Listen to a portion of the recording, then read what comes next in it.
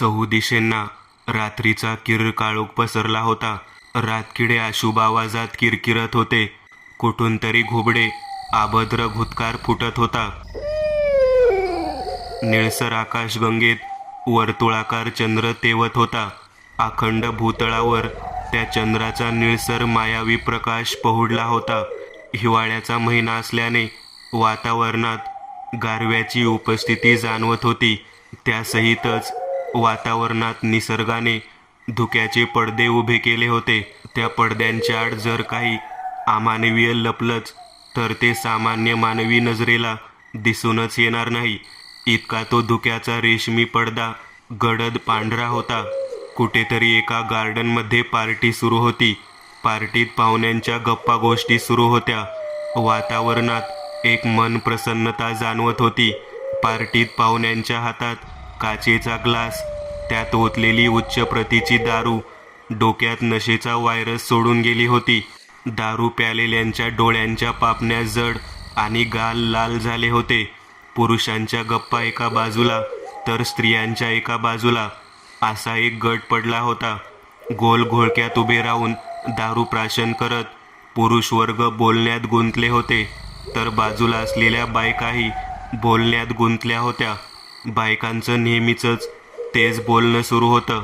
अगं बाई, तुझी साडी किती छान आहे ग. Wow, nice necklace. कितीला पडलं? अगं आमचे हे दुसऱ्या शहरात गेलेत ना, तर जरा जास्तच किमतीत घेऊन आलेत, ती स्त्री मोठ्या तोऱ्यात सांगत म्हणाली. तसे बाजूच्या बायका तोंड हलवू लागल्या. इकडे बाजूलाच पुरुष वर्गाचा 4 जणांचा ग्रुप एकमेकांशी बोलण्यात गुंग झाला होता. त्या 4 पुरुषांच्या अंगावर एकाच टाईपचे कपडे होते, म्हणजेच काळा सूट, आत पांढरा सदरा, खाली काळी पॅन्ट व पायात बूट. प्रत्येकाच्या हातात काचेचा ग्लास आणि त्यात रेड वाईन होती. तोच एक माणूस बोलू लागला. अरे म्हणे, आपल्या येरवाडा जेलमधून 2 पायुष्य पळालेत, रंगा आणि बेरंगा नावाचे. दोघेही डोक्याने मानसिक लुले आहेत म्हणे. ते रॉंग टर्न का काय ते पिक्चर आहे बघा, त्यात कशी माणसांना बेरहिमीने ते सैतान हातपाय कापून पोटाच्या आतड्या बाहेर काढून डोळे फाडून मारतात आणि मेलेल्या माणसाचं मांस खातात, तसंच हे रंग आणि बेरंग आहे म्हणे. तो पहिला माणूस म्हटला तसे त्याच्या त्या वाक्यावर दुसऱ्या एका माणसाने आपली प्रतिक्रिया व्यक्त केली. अरे हो, हे खरं आहे बरं का. माझ्या एका पोलीस मित्राने मला त्या दोघांबद्दल जरा सविस्तर माहिती सांगितली आहे की दोघेही लहानपणापासूनच थोडे डोक्याने कमी होते. त्यातच दोघांना एक आजार होता म्हणे, भस्म्या नावाचा. दिवसभर काही ना काहीतरी खायला गचलायला हवं असायचं, पण त्या दोघांच्या घरची परिस्थिती गरिबीची होती. आई हे दोघे जन्मले तेव्हाच मेली. बाप एकटा नाक्यावर मजदुरी करायचा. शेवटी एक वेळ अशी आली की ह्या दोघांच्या बापाला कामच मिळायचं बंद झालं आणि या दोघांचा बाप घरीच बसू लागला.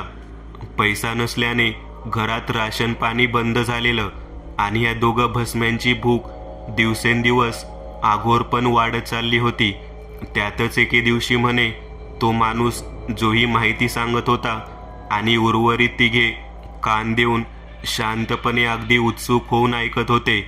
त्या हकीकत सांगणाऱ्या माणसाचे डोळे जरासे मोठे झाले. तोंडाचा 2 क्षण आ वासला. जणू पुढली हकीकत घटना मनाचा हृदयाचा थरकाप उडवणारी होती. अरे सांग ना पुढे काय झालं? काय झालं पुढे? घोळक्यातून पुढे सांगण्यासाठी विनवण्या सुरू झाल्या. तोच तो माणूस गूढ धीर गंभीर स्वरात पुढील माहिती सांगू लागला. म्हणे त्या दोघांनी मध्यरात्री 3 वाजता त्यांच्या बापाचा खून केला आणि आपल्या बापाचं मांस चुलीवर भाजून खाल्लं. शेवटी 3 दिवसांनी घरातून प्रेताचा वास बाहेर पडला. तसा मग लोकांना ह्या अघोरी हत्याकांड प्रकाराची माहिती झाली आणि मग पोलिसांनी ह्या दोघांना प्रथम बाळ सुप्तगृहात टाकलं. पण दोघेही सैतानी बुद्धीने ग्रासलेले. बापाचं मांस खाल्ल्याने त्यांना मानवी मांसाची चटक लागली. ह्या दोघांनी बाल सुधारगृहातही 20 पोरांचा बळी घेतला. मग सरकारने ह्या दोघांची मानसिक चाचणी केली. त्यात हे दोघेही मानसिक रोगी आढळले. ज्याने पुढे जाऊन हे 18 वर्षाचे होता. येरवाडा जेलमध्ये स्पेशल वॉर्डमध्ये कोंबून ठेवलं आणि आज तब्बल 16 वर्षानंतर हे दोघे जेलमधून पळालेत. आणि ते का माहितीये? त्या माणसांच्या प्रश्नावर बाकीच्यांनी फक्त डोकं एकदाच वर उचलून खुनेनेच का असं विचारलं. तसा तो माणूस पुढे म्हटला, फक्त माणसाचं मांस खायला, जे त्यांना जेलमध्ये मिळत नव्हतं. दारू प्यायल्याने त्या सांगणाऱ्या माणसाचे डोळे लाल रक्त उतरल्यासारखे लालेलाल झाले होते.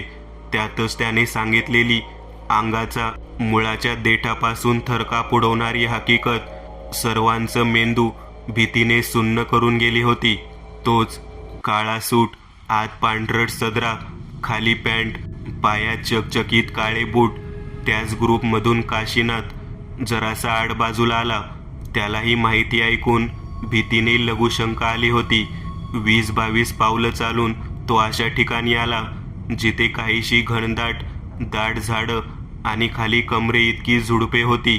त्या झुडपांमधून धुक्याच्या वळ्यांनी अडवून धरलेली वाट दिसत होती आणि ती पुढे चालत गेल्यावर जंगलाची वेस सुरू होत होती. पण त्याला त्या वाटेकडे किंवा झाडाझुडपांमध्ये जायचं होतं कुठे? आपला नित्यक्रम आटोपून त्याला आल्या पावले पुन्हा पार्टीत जायचं होतं. नशेत धूत असलेल्या काशीनाथच्या कानावर मागून पार्टीतल्या माणसाचा कुजबुजण्याचा तर कधी मोठ्याने हसण्याचा मंद असा आवाज येत होता. आजूबाजूला रातकिड्यांची किरकिर वेगाने अशी काही वाजत होती जणू तो मानवी आवाज ते आपल्या गर्तेत सामावू पाहत होते. एवढी रातकिड्यांची किरकिर तिथे गुणगुणत होती.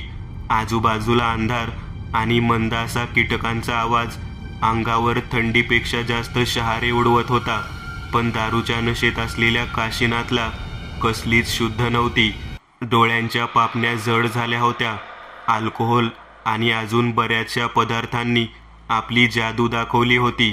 कसंबसं त्याने चैन खोलली. खालच्या झाडांना पाणी देत आपला कार्यक्रम आटोपू लागला. तेवढ्या वेळेतच अगदी वेगाने काहीतरी काळसर त्याच्या खांद्यामागून सरकन असं हवेला कापत वेगाने डाव्या बाजूने उजव्या बाजूला निघून गेलं. त्याच्या कानांना आणि डोक्यावरच्या केसांना तो हवेचा स्पर्श जाणवला होता. त्याने खांद्यामागून तिरकसपणे मागे पाहिलं. पांढरट धुक्याची वलये एका भिंतीप्रमाणे उभी दिसली. त्यात एवढं काही खास मुळीच नव्हतं. भास झाला हे समजून तो पुन्हा आपल्या कामाला लागला. काही वेळाने एका हाताने चैन लावली आणि तसाच मागे वळला. मागे वळताच मागून झाडाझुडपांची सळसळ कानी ऐकू आली. सळसळ असं वाटत होतं की कोणीतरी झुडपांच्यात लपून मुद्दामून ती झुडपे हलवत आहे. त्या आवाजाने त्याने पुन्हा मागे वळून पाहिलं. जड डोळ्यांना मोठं करून पुढील दृश्य साप सदृश पाहण्याचा निष्फळ प्रयत्न त्याने केला. ते नशेने धुंद लालसर तांबरट डोळे जरासे मोठे करून पुढे पाहिलं. 20-20 फुटांची झाडे आणि त्याखाली कमरे इतकं गवत होतं. एक वाट सरळ 30-40 पावलं पुढे चालत निघून गेल्यावर जंगलात घेऊन जात होती. तो सळसळण्याचा आवाज आता थांबला होता. तसा तो पुन्हा मागे वळला. तेवढ्यात अये श्श असा आवाज आला. त्याने मागे वळून पाहिलं.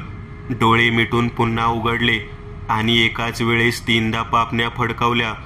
तसं त्याला 20 पावलांवर समोर दिसलं.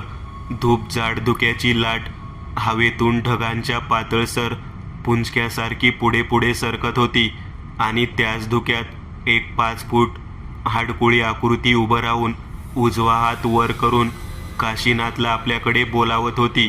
तर कधी अये श्श असं फाटक्या भसाड्या स्वराने त्याला साद घालत होती. कोण आहे, कोण आहे रे? तो नशेत म्हणाला. तेवढी तरी हिंमत त्याने केली होती. पुढे जे कोणी उभं होतं त्याने काशीनाथचा आवाज ऐकला व तो 5 फूट आकार माघारी वळून धुक्यात पुढे पुढे जाऊ लागला. ए थांब, ए श्श थांब. त्या आकृतीच्या स्वराची नकल करत काशीनाथ ओरडला. नकळत त्याची पावले पुढे सरकली. खालच्या जमिनीवरच्या पालापाचोळ्याला चरचर करत तुडवत तो पुढे निघाला. त्या पाचोळ्याचा आवाज फाटक्या घशातून निघणाऱ्या अभद्र स्वरासारखा त्या थंड धुक्यात घुमू लागला होता. आजूबाजूला दूरपर्यंत धुक्याव्यतिरिक्त तिथे कोणीही नव्हतं. खरंच तिथे कोणीच नव्हतं का, की तो पांढरट शालूरूपी हवेत पसरवलेला धुका त्या अभद्र पाशवी हैवानांना आपल्या शालूत दडवून बसला होता.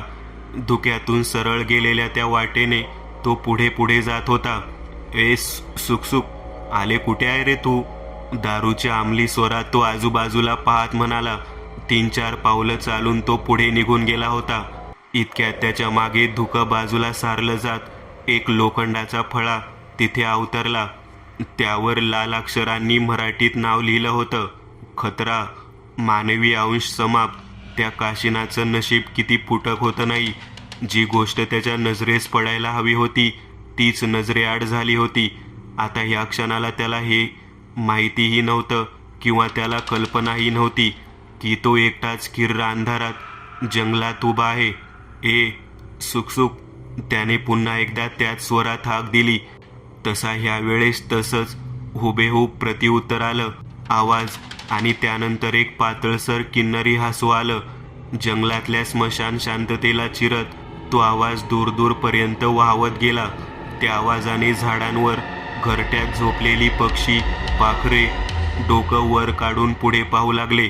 अंधारात फांदीवर ढोलीत बसलेली ती टपोऱ्या पिवळ्या जर्द चेटकिनी डोळ्यांची तपकिरी घुबड एकटक त्या काशीनाथकडे स्तब्ध पापणी न लावता पाहत होती.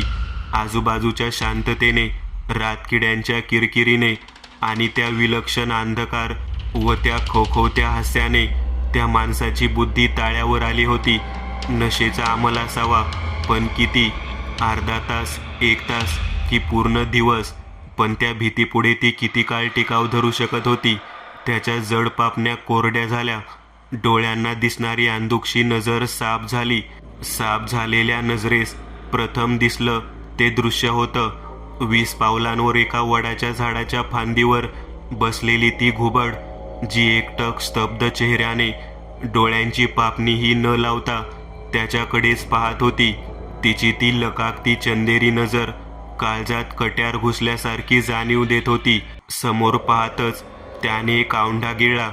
त्याच्या उजव्या बाजूला एक आंब्याचं झाड होतं आणि त्या झाडाच्या फांदीवर गुडघे वाकवून काहीतरी हिंस्र दबा धरून बसलं होतं. अंगकाठी पांढरट रंगाचं शरीर, त्यावर एक तपकिरी पोत्याने बनवलेली मॅक्सी होती. हातापायांना मांस चिकटला होता. डोक्यावरचे केस गुडघ्यांपर्यंत येत होते. चेहरा उतरलेला, राकीट होता. कपाळ अगदी रुंद, डोळ्यातली बुबळे निळसर आणि त्यात एक पिवळा बिंदू होता. भुवया म्हणून काही नव्हतं. श्वापदासारखे, सुळ्यासारखे कोरलेले काळे चॉकलेटी दात विचकून ते त्या काशीनाथकडे लाळ गाळून पाहत होतं. त्याच्या डोळ्यातली आसुरी हावरट चमक त्याची भूक दर्शवत होती. हे असलं अभद्र ध्यान जर त्याने पाहिलं तर? ती घुबड आणि काशीनाथ दोघेही एकमेकांकडे पाहत होते की घुबडाच्या लवचिक डोक्याची देह न हलता हालचाल झाली.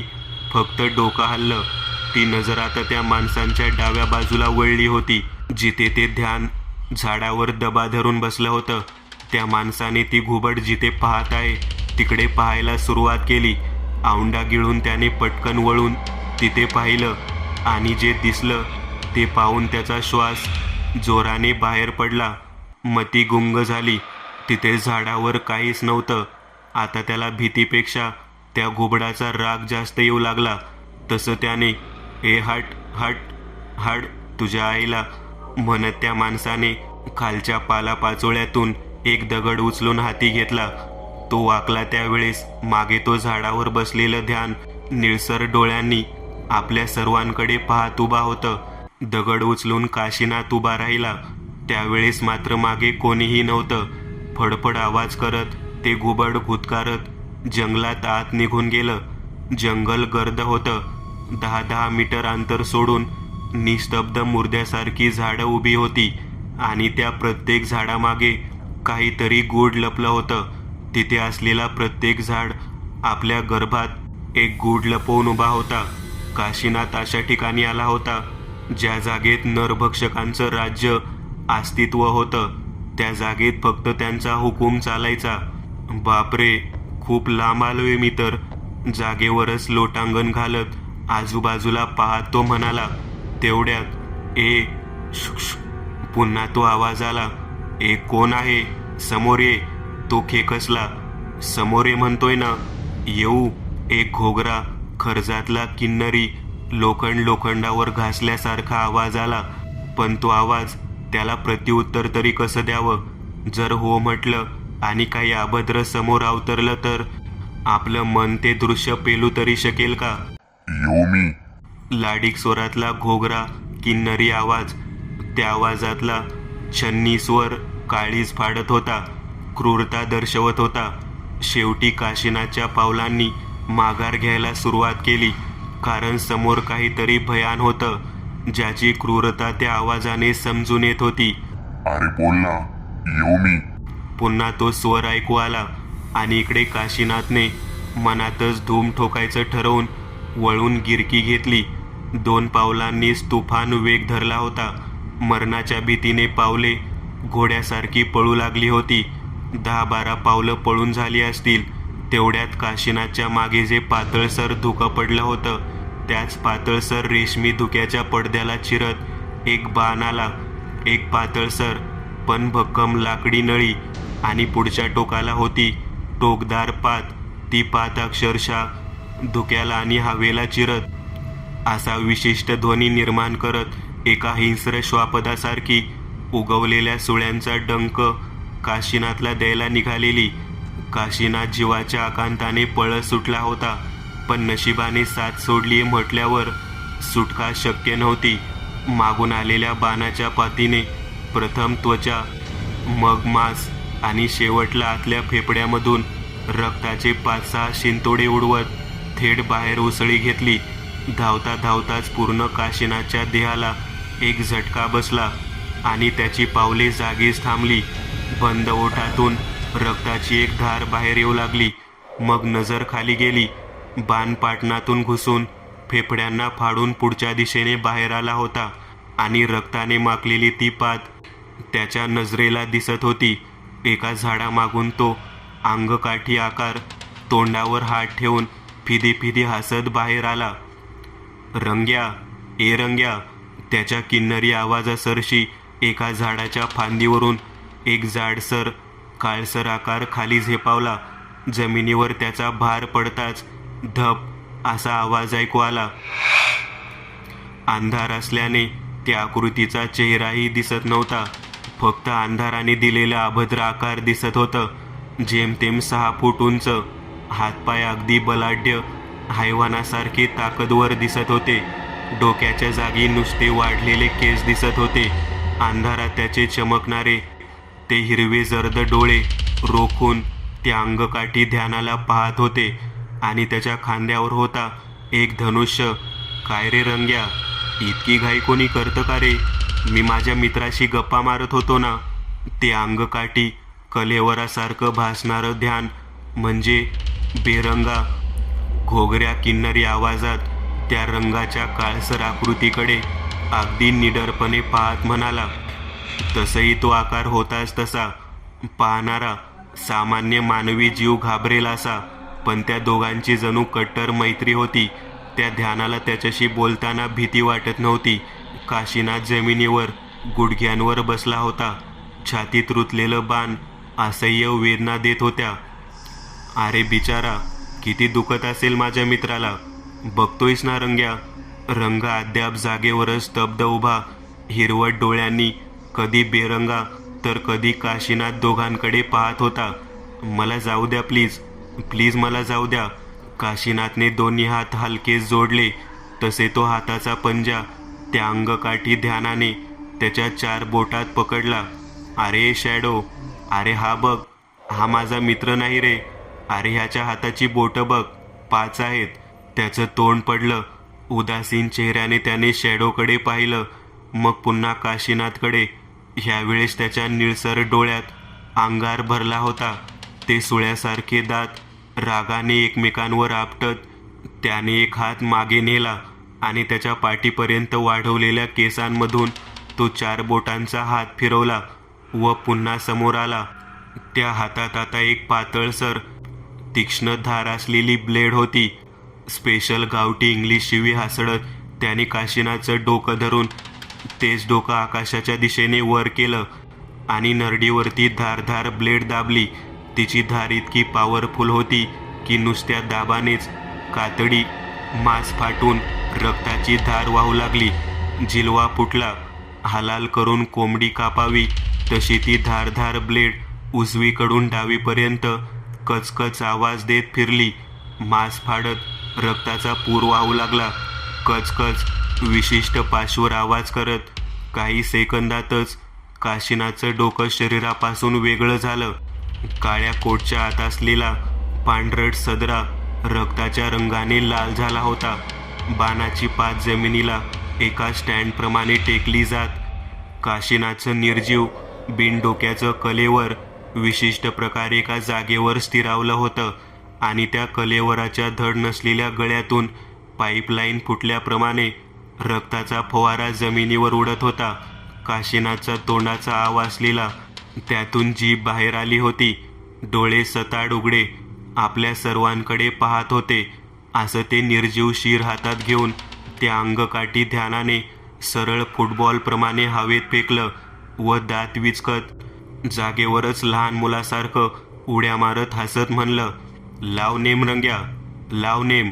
त्याच्या त्या वाक्यावर अंधारात उभ्या त्या दैत्यासारख्या दिसणाऱ्या काळसर आकृतीने म्हणजेच रंग्या होय त्याची हालचाल झाली. एक हात मागे गेला. पाठीला लावलेल्या बाणीच्या बॅगमधून एक बाण त्याने काढून घेतला. तोच मग बाणाला जोडून नेम धरला, कारण अंधारात एकच हिरवट डोळा चमकताना दिसत होता. बाणेच्या पातळसर रबरी दोरीमधून हवेला कापत सुई सुई विशिष्ट प्रकारचा स्वर सोडत बाणाने खाली येणाऱ्या काशीनाथच्या कवटीत मार्गक्रमण केलं आणि त्या बाणासहित ते शरीर अंधारात हवेत दूर जाताना दिसू लागलं. अरे, हा काशीनाथ अजून आला कसा नाही? काही वेळा अगोदर काशीनाथ ज्या घोळक्यात 3-4 जणांसमवेत गप्पा गोष्टी करत उभा होता त्याच घोळक्यातला एक जण म्हणाला, काशीनाथला जाऊन अद्याप 20 मिनिट झाली होती आणि लघुशंकेसाठी इतका उशीर हे काही त्याच्या मित्राला पटलं नव्हतं. अरे हो ना, अजून कसा आला नाही? मुताला सांगून 2 नंबरला गेला का काय? त्या घोळक्यातला एक जण तोंडाला दारूचा ग्लास लावत पहिल्या माणसाला दुजोरा देत हसत म्हणाला.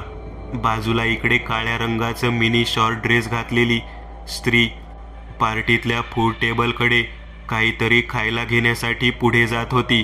आजूबाजूला सहज नजर फिरवली की बायका पुरुष बोलताना दिसत होते.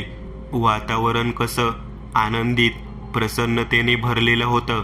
मनाला हवंसं वाटणार होतं. हसत हसत ती स्त्री टेबलापाशी पोहोचली. बाजूची एक सफेद काचेची डिश हातात घेऊन ती पुढे ट्रेमध्ये काही बाई नॉनव्हेज व्हेज असे पदार्थ ठेवले होते. तेच ते घेण्यासाठी डिश एका हातात घेऊन एक एक पदार्थ डिशमध्ये चमच्यामार्फत थोडं थोडं टाकत पुढे पुढे जात होता की तेवढ्यात आकाशातून काहीतरी फुटबॉलसारखं आलं आणि त्या स्त्रीच्या थोडं पुढे टेबलावर पडलं. ते काशीनाथचं उघड्या डोळ्यांचं आव असलेल्या तोंडाचं निर्जीव शिर होतं आणि त्या शिराच्या कानांच्या बाजूच्या थोडं वर एक बाण अटकलेला दिसत होता. त्या स्त्रीने प्रथम एक चिकन लॉलीपॉप घेतलं, दुसऱ्या वेळेस राईस आणि तिसऱ्या वेळेस ती पुढे सरकली आणि तिने जसं समोर पाहिलं पूर्ण देहात भीतीचा स्फोट झाला. तोंड वासलं, जीभ पुढे आली आणि तो घशात वर असलेला तालू घंटेसारखा वाजला जात एक मोठी आर्तकिंकाळी पार्टीत घुमली. तर मित्र हो, अशा ह्या तऱ्हेने पार्टीला सुरुवात झाली. मित्रांनो, आज पुरतं एवढंच. तुम्हाला जर काही गोष्ट आवडली असेल तर नक्की लाईक करा. तुमच्यापैकी बरेचसे जण व्हिडिओ लाईक न करताच पळून जातात, पण हा जर व्हिडिओ तुम्ही लाईक केला तर मला जरा बरं वाटेल आणि असेच भारी भारी व्हिडिओ बनवायची माझ्यात एनर्जी येईल. त्यामुळे नक्की लाईक करा आणि अजूनही कोणी या चॅनलला सबस्क्राईब केलेलं नसाल तर लगेच सबस्क्राईब करून टाका आणि बाजूची घंटी ती मात्र दाबायला विसरू नका. देवाची घंटी आहे ती. चला तर मग पुन्हा भेटूया अशीच एक आगळी वेगळी गोष्ट घेऊन पुढच्या